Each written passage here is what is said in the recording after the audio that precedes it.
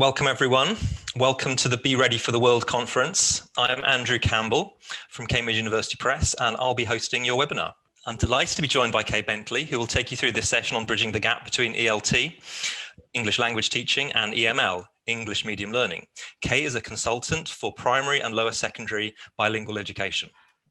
Before we start, I just want to go through a few points with you. You may have noticed your microphones are muted. They will stay on mute as we go through the session to avoid any background noise. Kay and I are also both hosting this webinar from home. So if there are any issues with our internet connections, please bear with us. There will be a question and answer session at the end of the webinar.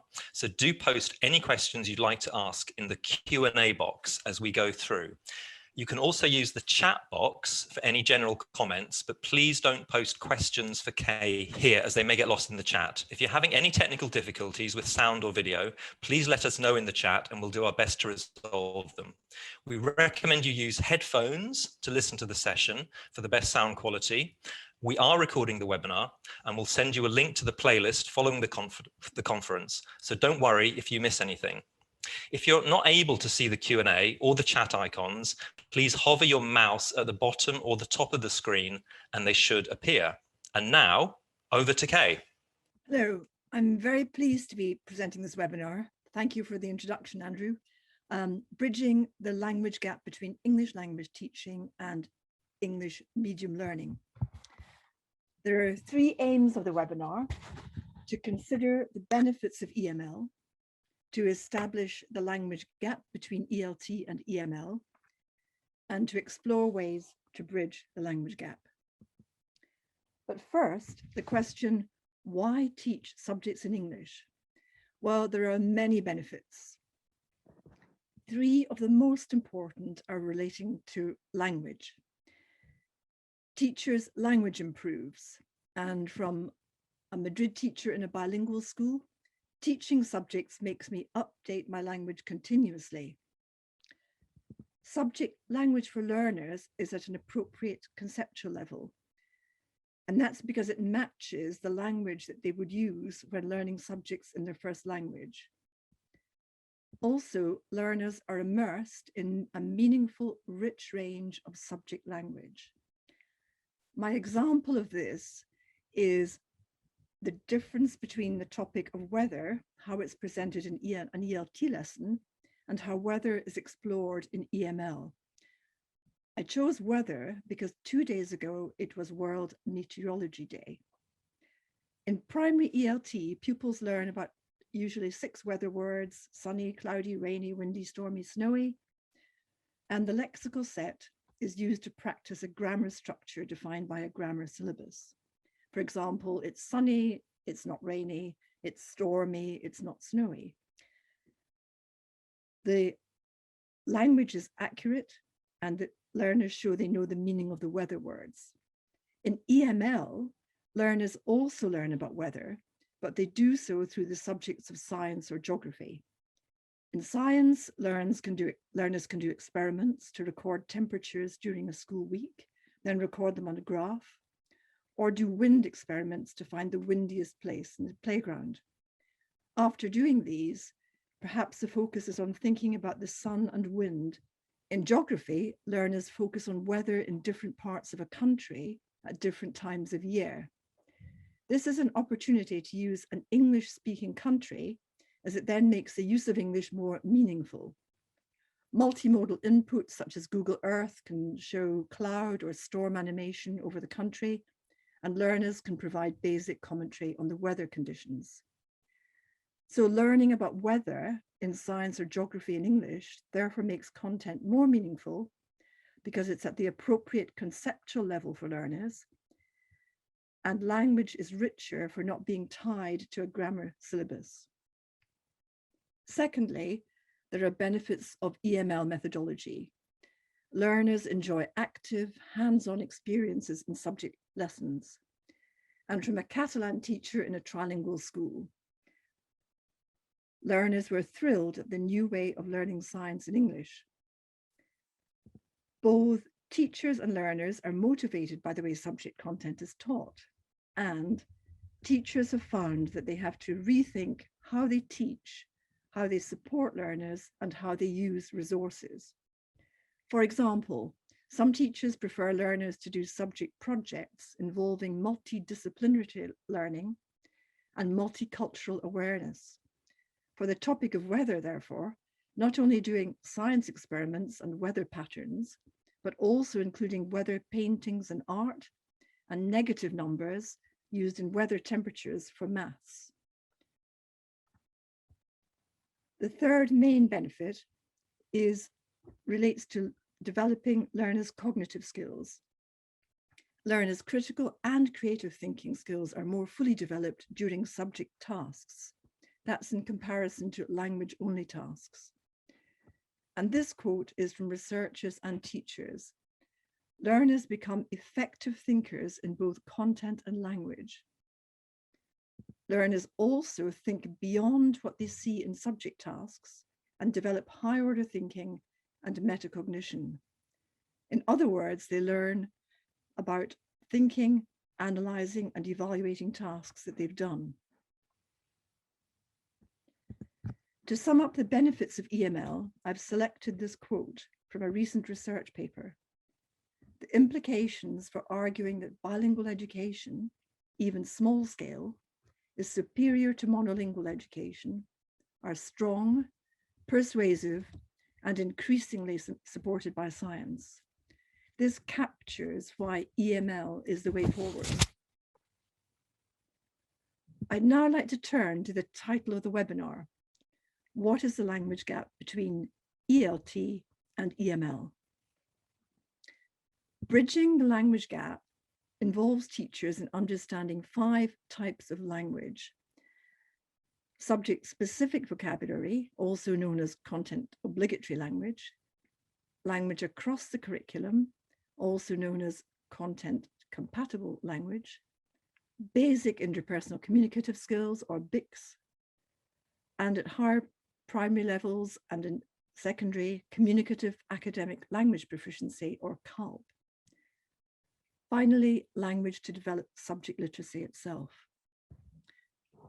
However, I'd just first like to look at the difference between ELT vocabulary and that found in EML. ELT vocabulary is chosen from prescribed young learner lists, from starters to flyers, up to A2, or from lists to accompany the CEFR levels A1 to B2, and at later secondary stages, C2. All vocabulary is listed alphabetically with parts of speech in brackets. EML vocabulary, on the other hand, is taken from maths, science, geography, art, music topics taught in the L1 curriculum. If learners are doing calculations in maths, in English, they have to add, subtract, multiply, and divide. Yet only add appears in the young learner lists.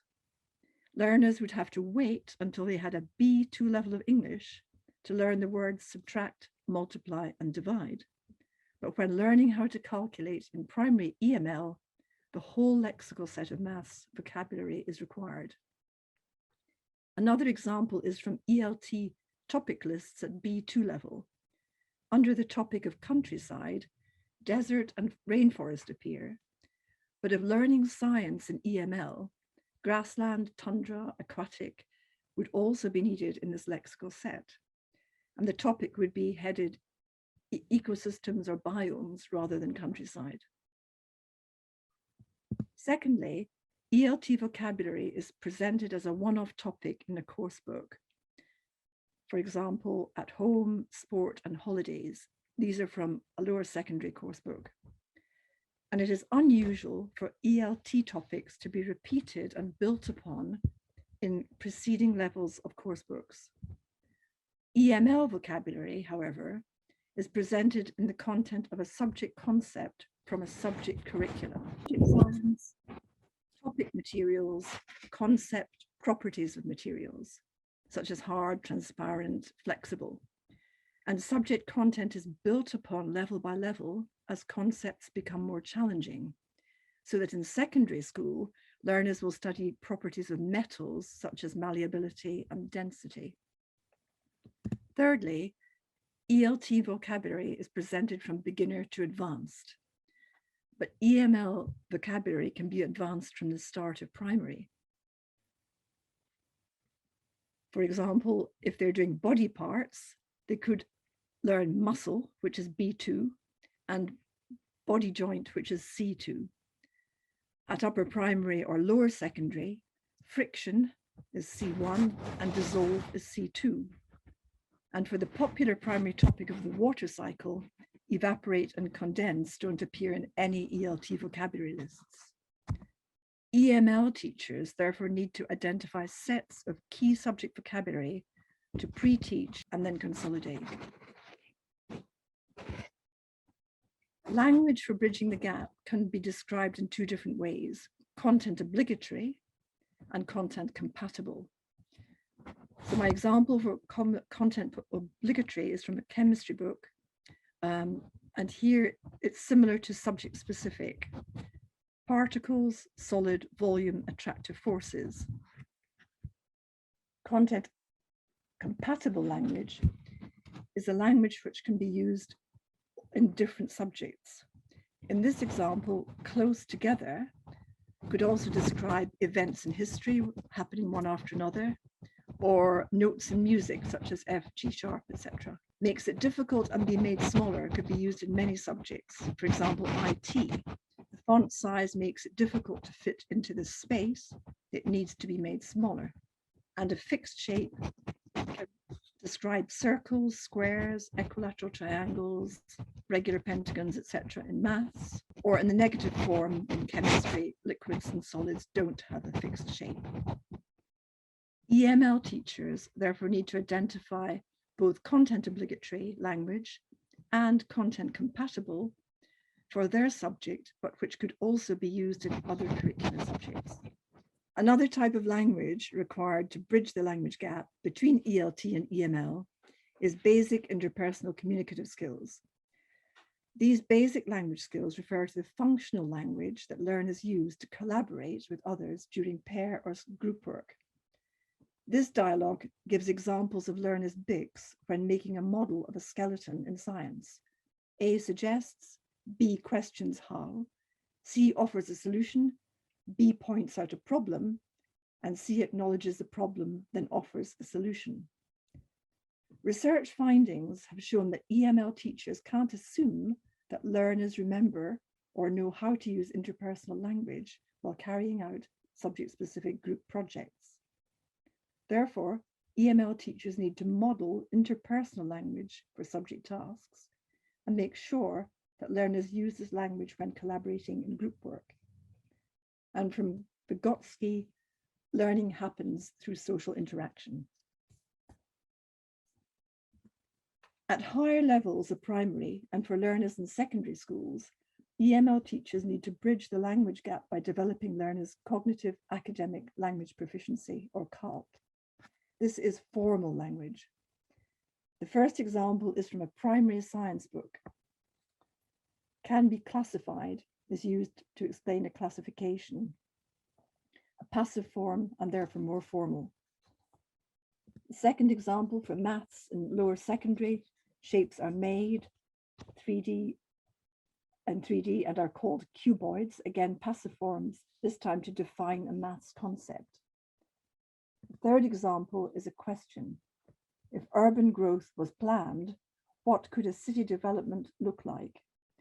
This example of CALP includes a conditional form as well as a past passive, and the questions develop creative thinking, in other words, the C, the cognition in CALP. And the last example, if hunter-gatherers hadn't followed animal paths, what would have happened? This last example involves hypothesizing about the past and again developing critical creative thinking skills, so the C, cognition in CALP. Each example of CALP contains formal language used for thinking about and communicating knowledge of subjects. EML teachers therefore need to identify formal language used in their subject and then help learners to achieve language proficiency in that subject. This can take 7 years or longer to achieve.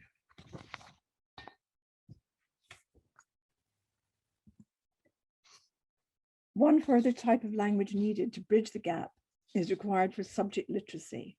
This is really a combination of language and all the previous types that I've presented.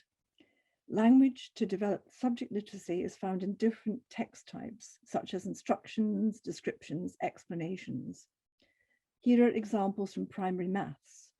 The instruction has imperative verbs, write, put, work out, steps presented in order, and a sequencing adverb, such as next. The description uses many adjectives, 2D, straight, right, opposite, and has connectives and also. The most challenging text type is often an explanation because it answers the question how or why, and because of its lexical density. Passive forms are also used, and clearly a teacher would have done the experiment in maths physically with rulers, measurement sticks, trundle wheels, etc. But possibly the explanation would come at the end of the practical experiment. So EML teachers need to know specific language features found in subject text types so that they can develop learners' subject literacy. And instructions, descriptions, and explanations are found in all subjects from art to zoology. And these two quotes show the importance of developing subject literacy. Subject literacy skills are essential to learners' cognitive academic language proficiency. EML develops subject literacy, and learners' ability to produce well-written academic text is part of the learning agenda. The next section of the webinar is possibly the most important. How can teachers bridge the language gap? This double-page spread is an infographic designed to support understanding of the subject topic, protecting our planet. Images support understanding of subject vocabulary so that learners and pairs are able to activate their prior knowledge by responding to questions about their own use of plastic. Learners read short, factual texts superimposed on an image of plastic in the ocean, with air pollution from plastic production in the background. Images support understanding of plastic problems, and key subject vocabulary is highlighted in red so that learners can read the words in context. After reading, learners answers a question that develops critical thinking. Which of your habits do you need to change? Subject-specific vocabulary is in a box with an image of the international symbol for recycling. This symbol can lead learners to think about where they've seen it, why it's there, and if it's different in their country. The 5 questions don't overwhelm learners. They develop low-order thinking, what does the sea do to plastic over time, and high-order thinking, why is there so much plastic in the oceans? There are 2 tips. The reading tip is to compare and contrast information on the text with learners' own ideas about plastic. This focuses on skills of learning to learn. The language tip helps learners to notice a grammar form to express obligation, have to. Then they use have to communicate ways to reduce use of plastic. Highlighting tips in this way within a presentation of a subject topic focuses learners' attention to them in a supportive way. The last task is collaborative. It involves active learning and creative thinking. Once learners find information about ways to recycle plastic to make something new, they present ideas to the class.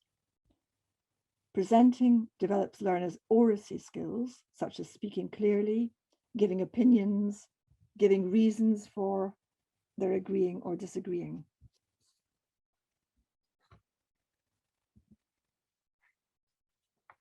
Although the infographic about plastic provides an abundance of images and information, EML teachers often find themselves having to design their own additional support, so that learners can express themselves. Support strategies for subject teaching come in many forms: for subject vocabulary, for using sentences to express ideas, and for communicating subject concepts through diagrams as well as text. However, in my opinion, what's missing is a combination of support strategies for learners to pick and choose from. In this primary example, plant vocabulary is presented in a sense unit with root at the foot of the list, working up through stem, leaf, petals, and flower at the top. There's a sentence generator, and the text support is in the form of a life cycle with sequencing adverbs going around it, and a vocabulary box with nouns that learners may need. And this slide shows a combination of support for learning about renewable energy in secondary. Vocabulary is grouped according to types of energy source, and keywords with their parts of speech are included. There's a sentence generator, but instead of a cycle diagram, a flow diagram supports understanding of how renewable energy is made. The benefit of preparing combinations of topic support, whether in primary or secondary, is that an abundance of support helps learners to be successful, and it can be used in future lessons and adapted for further subjects.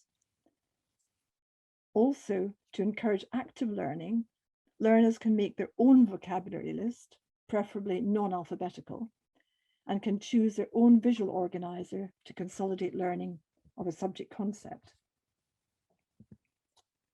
As well as types of support, primary and secondary teachers want to know how they can support a range of learners with different needs. Teachers want these learners to be able to communicate their knowledge of subject language with confidence. Teachers ask, how can we extend learning for proficient learners? How can we help learners with specific learning needs? In other words, how can we differentiate subject and language learning? Well, a whole webinar would be needed for this, but as an example, first, teachers need to know the range of strategies they can use. Is it by outcome, by task, type of support, time given, questions asked, and feedback provided, or a mixture of those? Then teachers need to decide which strategies are beneficial for proficient learners. For example, teachers should encourage them to produce a wide range of subject language and general English, ask them open-ended questions about subject concepts and encourage longer responses with accurate English. And teachers should provide them with extension tasks for deeper understanding and thinking about subject concepts, and to help them think about why they're learning these concepts. Also, teachers need to consider which strategies are effective for learners with special needs or learning needs. Teachers should encourage them to achieve part of the subject learning outcome or achieve 1 or 2 learning outcomes out of 3 when speaking, reading, and writing. Teachers should also ask them closed questions about subject concepts, building up to open questions when they're ready. Teachers should also allow additional wait time because they have to process new content and new language. Perhaps allow some use of L1 and accept shorter answers. And teachers should provide many support strategies so that learners can communicate their subject knowledge, and when more confident, they can choose which they need and eventually which they no longer need. One final support strategy is called translanguaging. This is using English and some L1 or the home language during an EML lesson. Although less controversial now, of course, some schools and teachers don't want to do this. However, in EML contexts, researchers have said the following: learners translanguage constantly to co-construct meaning, to include others, and to mediate understandings. They've also said the focus of translanguaging is on meaning making and gaining a deeper understanding of subject matter content through 2 languages. Translanguaging is also acknowledged as a bilingual strategy and can't really be ignored. In my experience of working both in primary bilingual schools and in secondary, it often happens when learners are spontaneously using English and some L1 during collaborative tasks. They just do it, unless you're standing beside each group as you go around the classroom, which is almost impossible, you will hear some L1. But when this happens spontaneously, they are co-constructing meaning, as stated in the first quote. It also can happen when a teacher plans it. So as well as learners translanguaging, some teachers include it in a lesson. For example, learners watch a video clip of a desert ecosystem in English. The teacher asks questions in English. Learners respond to closed questions in English, such as which desert animal is nocturnal, but they respond to open questions which demand analysis or evaluation in a mixture of English and some L1. For example, the question, how can a cactus store water for long periods of time? They may know how to say thick stems, spines, and waxy outside, but they might need some L1 to explain the function of the stems, spines, and waxy coating. In other words, to gain deeper understanding of the subject matter, the ecosystem, as mentioned in the second quote. Finally, it's important that learners know how to bridge the language gap when evaluating subject and language learning. 4 key questions for teachers are: what are the language demands of the subject curriculum or topics? What do learners know about the subject, about the language, and what are the learning needs? But there are further considerations. Which curricular content and the language to evaluate? Which form of communication, oral or written? Which cognitive processes are evident in the learning? Which interpersonal language skills are used? And which academic or more formal language is used? Is subject literacy to be teacher, self, peer evaluated, or a mixture of these? And what differentiated support should they provide? And this is an example of a tool for evaluating learners, perhaps 3 times a year. This is what we did in the Netherlands when I was teaching maths and English.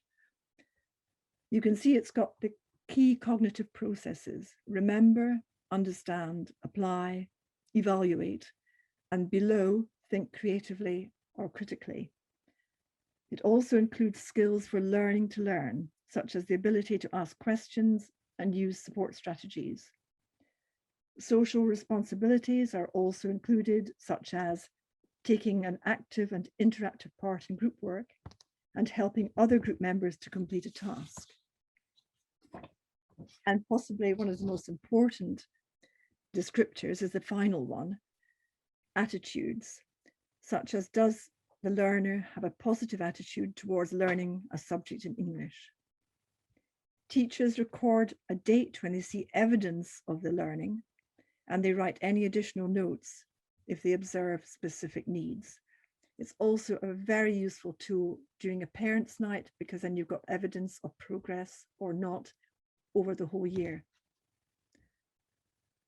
I'd like to end the webinar with this quote. Teacher to student feedback may be important, but learner to teacher feedback is just as, or even more important. Ongoing teacher feedback is vital for learners to progress as they learn subjects through the medium of English. But just as vital is it for the teacher to take time to find out what learners think of their progress, how they can improve, and if they have any questions about the subject they learned in English.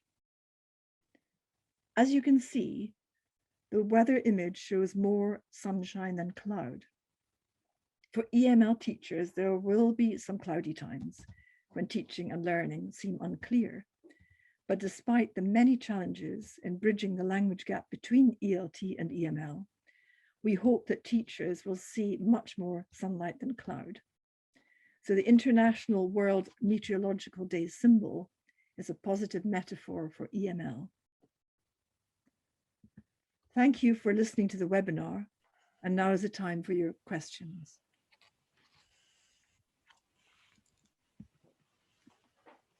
Okay, thank you so much for that. That was a really informative and really useful presentation, and nice to end on a positive note. So thank you very much. We have some questions. Well, we have one question that's come in, which is a great one from Layla. So I'll ask this question to you, Kay, and if that encourages anyone else to share a question, then please do. We'd love to hear your questions, and we'd love to see if we can see how we can respond to them. So, Kay, question from Layla. Do we assess the student's knowledge of a certain subject or level of English as well at the end of the course? I mean, does the student's level of English have an impact on their grade? So I think question really about evaluating the English language as well as the subject understanding. Leila, it often depends in the school context that you're in. I've been in schools where, secondary schools, where the subject teacher has said, I'm not the English teacher, I'm not the language expert, I am not correcting language issues, grammar, for example. I'm only going to correct the content because I'm the subject teacher. I think that attitude, I hope, is changing a bit, because often if a language teacher can work with a subject teacher, they can agree that, for example, let's take the passive forms. If a subject teacher knows that there are going to be passive forms involved in the science or maths, they could ask the language teacher, look, could you give an additional lesson or help them with passives? And then I know that you've dealt with it. The ideal scenario, of course, is if the teacher is correcting the content, the subject content. I mean, the C usually comes first, the CLIL part, also in EML. But if the language is comprehensible, the teacher might say, okay, that's a level that's all right. The content that they write has to be comprehensible. But if there are spelling mistakes, they might decide to ignore them for that lesson. If there are grammar mistakes, they might say, okay, here they are, I'm going to ask the language teacher. But ideally, the subject teacher should be noticing improvement in the writing or speaking in specific areas, in the spelling, in the accuracy of language, accuracy of vocabulary, the whole picture, really. Thanks, Kay. So we have questions are coming in now. That's great. We've got another question from Geeta, just a quick question, and it's maybe an example from mathematics will help if possible. And I was intrigued, Kay, to hear that you mentioned you taught mathematics. Primary, yes. Yes, that's so an example from mathematics would be great. Okay. But what this is for correction? Let's correction, yes, but maybe also just thinking about approaching a maths lesson. All right. Well, here was my context. I was the native speaker in a Dutch, predominantly Dutch primary school, but there were many kids from other countries, as happens often nowadays. So they said to me, all right, Kay, you can take the learners who have difficulties with maths, because you're the English, you're a native speaker. And what I found was that although I taught maths in English in Britain, the learners needed a multitude of strategies in language to be able to do the calculations. So there's a lot of wordy bits in maths, and I had to sort of pare them down to the minimum for them to understand concepts. What was very rich was that how to divide numbers is different in many cultures. So this was a fantastic opportunity for the kids who are now 11 or 12 to show on the board how they did this, and other learners could see different ways of doing it instead of just the one Dutch way or the one British way. So that was a very rich experience. And what the parents and the teachers said to me at the end of, say, the school year, because this was being done day after day, was that the learners that had the extra support. They hadn't done as much maths, but they had a deep knowledge of how to work with numbers or geometry or whatever it was. And so that was very rewarding. And each year I seemed to get more kids in the class to help do their maths and English. Many countries don't choose maths because they think that it's very difficult to calculate mentally in your head in another language. And I would agree with that. So I had to give extra wait time because I knew they could do it, but they just took a bit of time to translate in their head and then do the mental maths. But through tasks, games, as well as what they had to do to achieve a level at the end of the year, it was a very rich experience, actually. Thanks, Kay. Yeah. That's great. Got two questions from Angelina. Angelina, I'm going to focus on the second one, if I may, and that's when a learner is comprehensible, does this include the criteria of fluency? So is fluency something you would take into account? I think this is a very ELT question, I think. Fluency and accuracy are required to be proficient. But along this road, I'm sure you've had learners who are confident and like speaking, but they may be highly inaccurate, but they're fluent. And you get the opposite, where you have a learner, and it could be with science or any subject, where they are slow, not because they're got a problem, it's just they're slow at thinking, but because they want to be correct. So you have to give them that extra time to feel accurate and therefore confident. In the dream world, you've got the kid who is both fluent and accurate, but I think it's just encouraging children who are fluent but inaccurate, whether it's in math, science, or English, to become more accurate, and encouraging slower, more precise kids to take risks and be fluent. It's very much teaching strategies, isn't it? You don't want to demotivate them by saying you're too slow, or you're too quick, you're making too many mistakes. I think you've got to go with the flow and just encourage that balance of both fluency and accuracy. Yeah.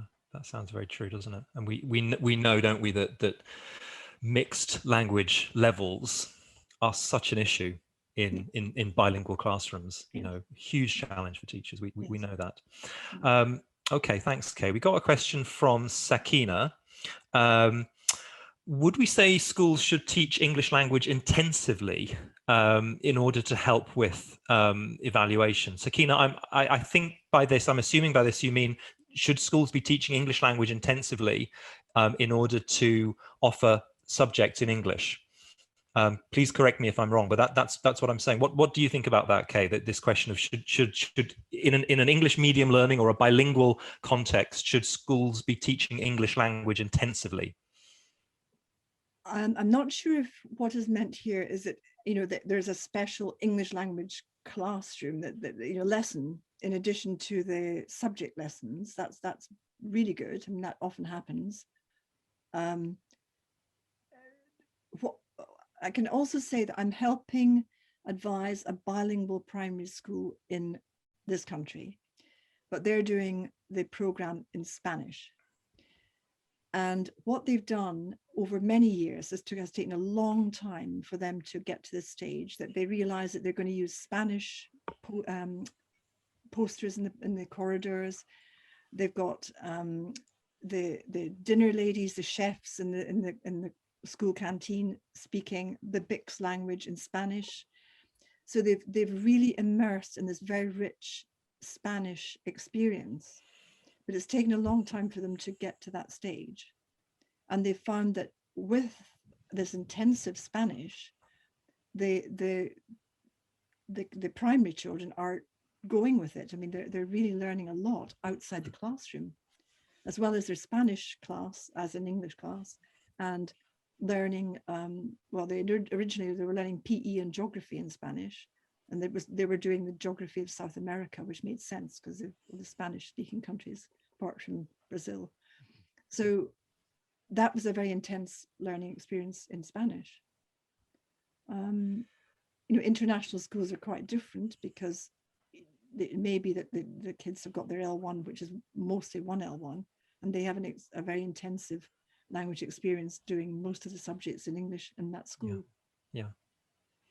Thanks, Kay. I think we've got time for one more question from Rebecca, and it's a great question. With a mixed ability class, how do you keep the fluent, that word again, the fluent English students from losing interest while employing strategies for the EAL learners? The fluent student, let's say proficient, if they're proficient in the language and in the content, you need extension tasks, not more of the same, but challenges for them. And tasks, they can almost design a task for some others in the class. They can do a bit more research online. They can give them websites to look at. You can give them digital tasks, again, to design online. So I think nowadays with computing and things, it's much easier than it was in the past. But it is this idea of extending them so that they don't feel stuck at a level. For example, if there were the ecosystem desert example I gave, perhaps they don't know much about, or they might know nothing about cold deserts, and give them that challenge. Are hot deserts the only deserts that exist? So it's the big thinking question you need to give them, and guide them or suggest they do research that. So you've always got to look ahead at the thinking skill, and then the language needed for that thinking skill. Is it evaluating? Is it analyzing, etc.? And then give them the task, and usually they'll run with it. And then if they present it to the others, their child learns from another child, really. Yeah. A win-win, hopefully. Win-win, yes. Thank you. Thank you, Andrew. Okay, that's fantastic. Everyone, that's all we have time for today. We really hope you enjoyed the webinar. Thank you for all of your questions. I think we got around to answering most of them. Apologies if we didn't get around to answering all of them. I'd like to say a huge thank you to Kay for taking the time to be with us today. As I said at the start, we will be uploading a recording of the session to YouTube, so you'll be able to revisit this webinar and share it with your colleagues. So all that's left to say is that I hope you enjoy the rest of your day, and thank you again for joining us. Thank you very much.